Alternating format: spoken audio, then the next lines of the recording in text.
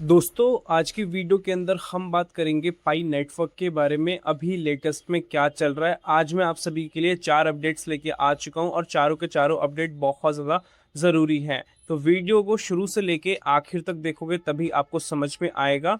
और एक चीज़ मैं आपको बताना चाहता हूं जो कि आपको डिस्क्रिप्शन में लिंक मिलेगा टेलीग्राम ग्रुप का, वहाँ पे जाओगे और आप सभी को यहाँ पे पिन मैसेज पे क्लिक करना है। जैसे आप इस पर क्लिक करोगे तो आपको वॉइड नेटवर्क देखने को मिलेगा जो कि नया प्रोजेक्ट है और ये 3 हफ्ते बाद लॉन्च होने वाला है। तो अभी आपके पास समय है इसको माइन करने को लेकर, बिल्कुल फ्री है। तो इस वाले लिंक पे आके डाउनलोड करके आप इसको माइन कर सकते हो। इसकी एप्लीकेशन भी है और वेबसाइट पे भी आप कर सकते हो और ये हर तरीके से एक्सेसिबल है आप सभी के लिए। तो आप सभी के लिए डिस्क्रिप्शन में लिंक है टेलीग्राम ग्रुप का, आप जाके इसको ज्वाइन कर लेना क्वेश्चन फॉर योर ऑफिशियल को, क्योंकि इस प्रोजेक्ट के रिगार्डिंग लेटेस्ट अपडेट सबसे पहले हमारे टेलीग्राम पे मिलते हैं और यहाँ पे पाई नेटवर्क के लेटेस्ट अपडेट्स मिलते हैं। कोई नए प्रोजेक्ट का एयर ड्रॉप आता है वो मैं यहाँ पे शेयर करता हूँ और यहाँ पे मैं लाइव भी आता हूँ। तो जो भी आपके क्वेश्चन होते हैं उसके बेसिकली मैं सोल्यूशन कर पाता हूँ। अब हम वीडियो को स्टार्ट करते हैं। लाइक और सब्सक्राइब भी जरूर से कर देना। अब हम वीडियो को स्टार्ट करते हैं और चलते हैं अपने फर्स्ट अपडेट की तरफ। फर्स्ट अपडेट के अंदर आप सभी देखोगे कि अभी पाई नेटवर्क का जो कॉन्सेंसस होने वाला है 2026 का, वो बहुत ही स्पेशल होने वाला है क्योंकि पाई ही उसको स्पॉन्सर कर रहा है। और इसका मैं आपको यहाँ पे फुटेज दिखाऊं तो आप देखोगे बहुत बड़ी बड़ी आपको यहाँ पे कंपनीज देखने को मिलती है। उसी के बीच में आपको पाई नेटवर्क का भी नाम देखने को मिलता है। और पाई के जो फाउंडर्स हैं, दोनों फाउंडर्स हैं, वो हमें इस मीटिंग के अंदर देखने को मिलेंगे। पाई नेटवर्क की जो फीमेल फाउंडर है चेंडायो फैन करके, उनको 20 मिनट बोलने का मौका मिलेगा। और जो पाई नेटवर्क के मेल फाउंडर हैं डॉक्टर निकोलस करके, उनको आधा घंटा प्रॉपर मिलने वाला है बात करने को लेके, अपने प्रोजेक्ट को एक्सप्लेन करने को लेके। तो कहीं ना कहीं सबसे ज़्यादा टाइम हमें देखने को मिल रहा है किसी भी प्रोजेक्ट को, वो है पाई नेटवर्क। और पाई नेटवर्क का जो प्रोजेक्ट है, अब आप सभी को पता है कि पाई का डेक्स भी आने वाला है और कहीं ना कहीं पाई का फुल ओपन मैनेज भी आने वाला है। तो ये एक ऐसा हाई पिक टाइम है जब पाई अपने आप को पूरे ग्लोबल लेवल पे रिप्रेजेंट कर पाएगा। तो इसी आर्टिकल के अंदर इसी चीज़ की बात की जाती है जो मैं आप सभी को थोड़ा डिटेल में समझाना चाहता हूँ जिससे कि आपको समझ में आ जाएगा। कॉन्सेंसस 2026 में पाई का स्पॉन्सरशिप कोई छोटा कदम नहीं है। बहुत सारे लोग बोलेंगे कि लास्ट ईयर भी हुआ था और अभी भी हो रहा है तो क्या ही फायदा है। तो इसका ऐसा नहीं है कि आप इसको नॉर्मली ले सकते हो, ये बिल्कुल नॉर्मली नहीं है। और लास्ट ईयर की भी हम बात करें तो पाई लॉन्च हो चुका था एक्सचेंजेस पे, उसके बाद 16 मई को आया था। और जब 16 मई को आया था तो उस टाइम पे पाई का वैल्यूएशन डाउनफॉल में था और जैसे ये मीटिंग हुई थी पाई का जो वैल्यूएशन था 1.5 1.6 डॉलर तक जा चुका था और ये गया किससे था, 0.7 से 0.8 था, उसके बाद इतना गया था। तो ओवरऑल 50-60% इम्प्रूव हो चुका था। और अभी जो 2026 का है ये बहुत ही ग्रैंड होने वाला है क्योंकि यहाँ पे प्रॉपर तरीके से इसके बारे में बताया गया है और बहुत सारे लोगों को पता भी है। ये प्रोजेक्ट के ग्लोबल एक्सपेंशन के लिए एक स्ट्रेटेजिक मूव है और ये क्यों इंपॉर्टेंट है उसको समझे तो पाई नेटवर्क अभी तक global south Asia, Africa, Latin America में ज़्यादा एक तरीके से पॉपुलर है और वहाँ पे स्ट्रांग उसकी कम्युनिटी है। लेकिन डेवलप मार्केट की हम बात करें जैसे यूएस, यूरोप, यहाँ पे थोड़ा वो वीक है, उतना मतलब पावरफुल नहीं है, पाई के एक्टिव यूजर्स नहीं है या पाई की उतनी बातचीत उतनी नहीं है वहाँ पे। कॉन्सर्स 2026 जैसे बड़े वेब3 इवेंट में स्पॉन्सरशिप करने से पाई को टीम को बहुत ज़्यादा बेनिफिट मिलने वाला है। और ये कैसे कैसे बेनिफिट मिलेगा उस पॉइंट को समझे तो पहला पॉइंट है ग्लोबल विजिबिलिटी बूस्ट होगा। इससे ये होगा कि दुनिया भर में जो इवेंट्स होंगे, ठीक है, तो पाई के इस वाले मतलब जो ये इवेंट हो रहा है इसमें हर एक कंट्री के अलग अलग टॉप लोग आने वाले हैं। जो टॉप ब्लॉकचेन के लीडर्स हैं या जो इन्वेस्टर्स हैं, बड़ी बड़ी कंपनीज हैं, सब लोग यहाँ पे आपको देखने को मिलेंगे। और ये प्रेजेंस जो होगा इसका मतलब यही है कि पाई खुद को सीरियस और बहुत ही पावरफुल दिखाना चाहता है यहाँ पे और रिप्रेजेंट करेगा अपने आप के बारे में। और सेकंड है नॉर्थन मार्केट एंट्री। इसके अंदर क्या है, जहाँ पाई अभी इसका पॉपुलर नहीं हुआ है जो मैंने अभी आपको बताया नॉर्थन मार्केट के अंदर, तो वहाँ डायरेक्ट एक्सपोजर मिलेगा, उसके बारे में समझेंगे, देखेंगे और यहाँ से अडॉप्शन जो है वो और ज़्यादा फास्ट तरीके से बढ़ता हुआ देखने को मिलेगा। तीसरा है पार्टनरशिप एंड नेटवर्किंग। इसमें होगा क्या कि बड़े बड़े जो एक्सचेंजेस है वो आपको यहाँ पे देखने को मिलेंगे, डेवलपर्स यहाँ पे देखने को मिलेंगे और वेब3 कंपनीज के साथ कोलैबोरेशन का मौका मिलेगा जो इकोसिस्टम की ग्रोथ के लिए बहुत ज़्यादा इंपॉर्टेंट है।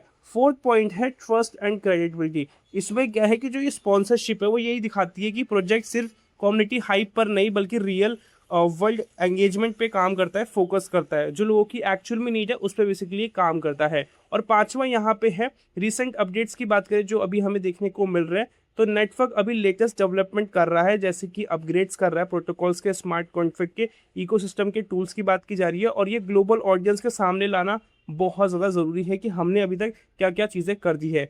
डायरेक्टली मैं यहाँ पे बताऊँ तो अगर पाई को ग्लोबल लेवल पे प्रॉपर तरीके से हिट होना है तो उसे ऐसे बड़े बड़े जो प्लेटफॉर्म है वहाँ पे अपनी प्रेजेंस दिखानी पड़ेगी, और पाई नेटवर्क दिखाता ही है। और आपको भी पता है कि कितना ज़्यादा इनको यहाँ पे टाइम मिल रहा है।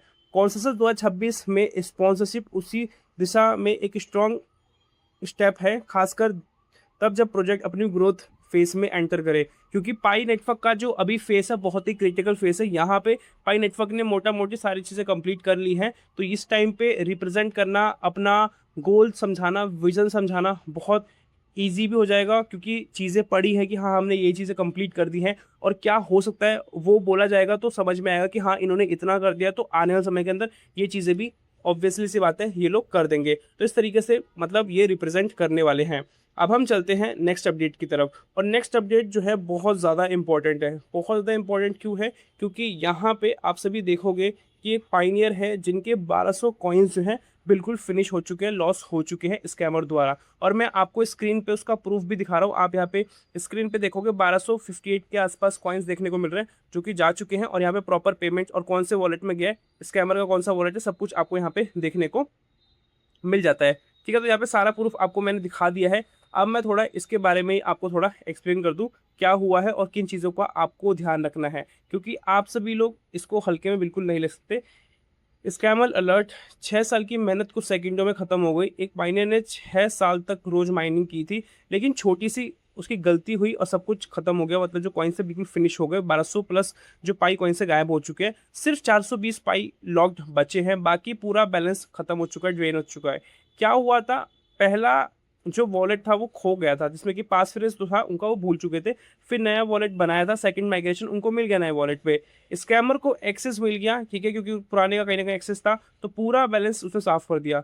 सबसे बड़ी यहाँ पे जो सीखने वाली चीज़ है कि क्रिप्टो का एक रूल है कि pass phrase equals to full control. मतलब आपको अपना पास फ्रेज अगर सही से संभाल नहीं पा रहे तो आप अपना कंट्रोल खो रहे हो, तो इसीलिए आप अपना पास फ्रेज जरूर संभाल के रखो, तभी आपके पास फुल कंट्रोल होगा। जिसके पास पास फ्रेज है उसी के पास आपका पूरा पाई है या पूरा क्रिप्टो है, क्योंकि बहुत सारी क्रिप्टोज के अंदर पास फ्रेज होता है। तो स्पेशली पाई के थ्रू मैं आपको बताना चाहता हूँ कि पाई के केस में आपको क्या करना है, और इससे आपको अदर चीज़ों के अंदर भी आपको सीखने को मिलेगा। और इस सिचुएशन में अगर पास फ्रेज आप भूलते हो या खो देते हो या किसी और के पास चले जाता है, अगर खो जाएगा तो वैसे भी नहीं मिलेगा, ठीक है, कॉइन आपको दिखेगा उसके अंदर बट होगा नहीं, मतलब बेसिकली। बट जो कोई स्कैमर के हाथ में आ गया तो फिर वो पूरा चले जाएगा, और अगर आप खो गए हो तो कहीं ना कहीं थोड़ा बहुत चांसेस होगा कहीं ना कहीं तरीके से मिल जाए। बट अभी का सिचुएशन ऐसा है कि आपको अपने बचा के रखने हैं पास फ्रेजेस को, ठीक है।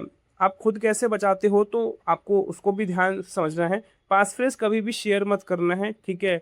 कभी भी सपोर्ट टीम मांगे, एडमिन मांगे, टीम मांगे, आपको नहीं देना है, ये स्कैम हो सकता है।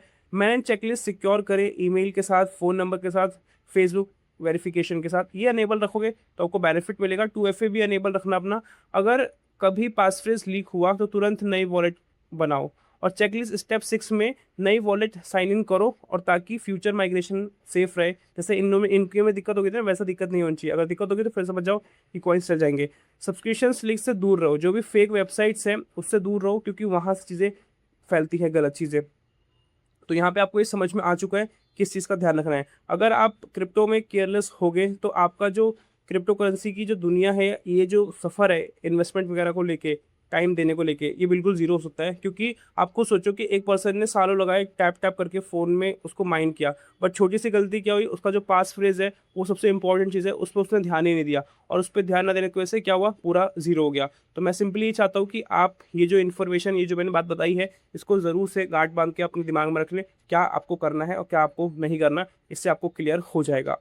अब हम चलते हैं नेक्स्ट अपडेट की तरफ, जो कि हमारा तीसरा अपडेट है। तीसरे अपडेट के अंदर मोटा मोटी BNB पाई यूटिलिटी के बारे में बात किया जा रहा है, जहाँ पे इसके थ्रू बेसिकली आप मतलब कि जो होटल में कुछ चीज़ें होती है, मतलब सर्विसेज होती है, रूम सर्विसेज वगैरह आप ले सकते हो। तो यहाँ पे आप देख पाओगे वेयर टू, ठीक है, कहाँ से कहाँ का है, तो डेट, कौन से कितने गेस्ट है, किस टाइप की प्रॉपर्टी का आपको चाहिए, उस तरीके से आप यहाँ पे कर सकते हो। और यहाँ पे आप देखोगे तो कितनी प्राइसिंग में है वो सब यहाँ पे इन्होंने लिखा है, अलग अलग लोकेशन के हिसाब से। 35.54 पाई के अंदर पर नाइट के हिसाब से मिलेगा, और यहाँ पे 6 USDT भी हमें देखने को मिल रहा है। तो यहाँ पे सारा कुछ है, और ये नाइजीरिया वगैरह का है। और यहाँ पे एक देखोगे अपार्टमेंट है अबूजा के अंदर, और यहाँ पे 2 गेस्ट है, अप टू 2 गेस्ट, 3 बेड्स है, और बाकी अदर जो फीचर्स है वो सब यहाँ पे मेंशन किए गए हैं। तो अगर आपको ये चाहिए तो सिंपली आप जाके BNB पाई के थ्रू कर सकते हो। तो इस तरीके से स्टार्ट हो चुका है कि पाई कॉइन के ब्याफ पे अभी आप रियल में चीज़ों को बाय कह रहा हूँ, बाय तो कर सकते हो, बट ये सर्विसेज भी ले सकते हो जो सर्विसेज आप फिएट करेंसी से लेते थे। अभी तो शुरुआत है, धीरे धीरे करके चीज़ें और ज़्यादा बढ़ने वाली है। अब हम चलते हैं नेक्स्ट अपडेट की तरफ। नेक्स्ट अपडेट के अंदर आप यहाँ पे देखोगे ये FTX के फाउंडर हैं, इनका नाम या इनका शकल आपको आई होप सो याद होगा। और यहाँ पे इन्होंने कहीं ना कहीं बहुत बड़ा एक टाइम पे स्कैम हुआ था, और ये फिर उसके बाद बंद हो चुका था पूरा। ये एक्सचेंज था बहुत बड़ा, और इसी के रिगार्डिंग इन्होंने लिखा है, यहाँ पे एक आर्टिकल आया था जो मैंने शेयर किया था टेलीग्राम ग्रुप पे, और ये बताना ज़रूरी है मेरे को।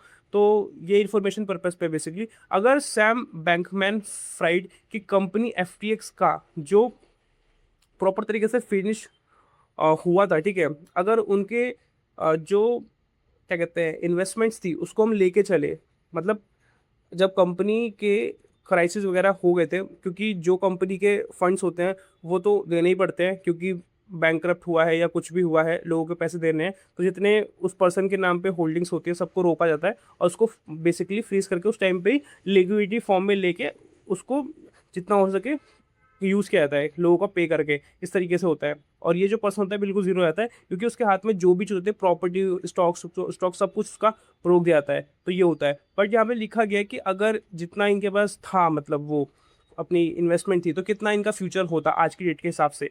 तो 16 ना 5.1 बिलियन के हिसाब से दिखाया जा रहा है, डॉलर्स के हिसाब से दिखाया जा रहा है, जो कि 27x ग्रोथ होती। स्पेस एक्स का आप देखोगे 75x है, कर्सर का देखोगे 15,000x ग्रोथ है, और यहाँ पे रॉबिन हुड का 8x ग्रोथ है, ठीक है। उसके बाद 165x ग्रोथ है एंथ्रोपिक का, और ये डिजिटल एसेट जो है इनके पास 3 गुना हो चुकी थी। तो यहाँ पे कुल बात करें इनकी जो पोर्टफोलियो की, तो लगभग 114 बिलियन डॉलर, मतलब 9.5 लाख करोड़ रुपए INR के हिसाब से बात करें तो इतना हो चुका था। तो अब देखोगे कि ये सब चीज़ें, मतलब अगर वो सही तरीके से चलते तो इनकी इन्वेस्टमेंट भी इतनी पावरफुल होती, और इनकी जो एक्सचेंज है वो कितना पावरफुल चलता। तो इन्होंने कुछ ना कुछ गड़बड़ी करी थी उस टाइम पे, और बहुत सारे लोगों को पता होगा इसके बारे में, तो उसके बारे में बात नहीं करेंगे। बट अगर सब कुछ सही रहता तो इनके पास इतना रिवेन्यू, इतना इन्वेस्टमेंट अच्छा होता, और ये धीरे धीरे करके और भी बढ़ता। और यहाँ पे लिखा है कि ये एक हाइपोथेटिकल कैलकुलेशन है, असल में FTX का कोलैप्स मिसयूज ऑफ फंड और लिक्विडिटी क्राइसिस की वजह से हुआ था, जो मैंने अभी आपको थोड़ा बहुत बताने की कोशिश करी है। इसीलिए ये इन्वेस्टमेंट बेचना ही, मतलब बेच नहीं सकते, मतलब बेचना ही ज़रूरी था इनको, ठीक है। ये अपने आप में यूज़ नहीं कर सकते थे कि मेरा फंड से मैं इसको रखना चाहूँगा, बाकी जो मेरे कंपनी का है उसका ले लो, ऐसा नहीं होता, आपको देना ही पड़ता जितने आपके नाम पे होल्डिंग्स वगैरह होती हैं। तो आई होप जितना मैंने आपको बताया है आपको समझ में आया होगा, और अभी के लिए इतना रखते हैं, मिलते हैं नई वीडियो के साथ, तब तक के लिए जय हिंद, वंदे मातरम।